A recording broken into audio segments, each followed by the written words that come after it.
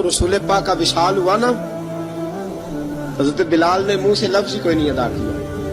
کسی نے اپنا دکھڑا کسی انداز میں سنا لے. حضرت عمر نے کہا، جس نے کہا حضور وصال کر کے گردن اڑا دوں گا. حضرت عثمان غنی نے کہا خبردار کوئی مجھے آ کے نہ بتائے کہ مصطفیٰ وصال کر گئے. حضرت علی المرتضیٰ رضی اللہ تعالیٰ عنہ نے فرمایا نہ بھائی میرے مصطفیٰ پر تو موت آتی ہی نہیں، جس طرح آپ لوگوں پہ. سب لوگوں نے اپنے اپنے اظہار کر لیے نا، بلال نے کسی کو دکھ بتایا ہی نہیں. ایک کونے میں بیٹھ کے نا حضرت بلال اکیلے آنسو بہاتے رہے، کسی کو بتایا ہی نہیں، اکیلے روئے. ایک شخص کہنے لگا یار بلال بولتا نہیں. کہا نہ بلاؤ اسے.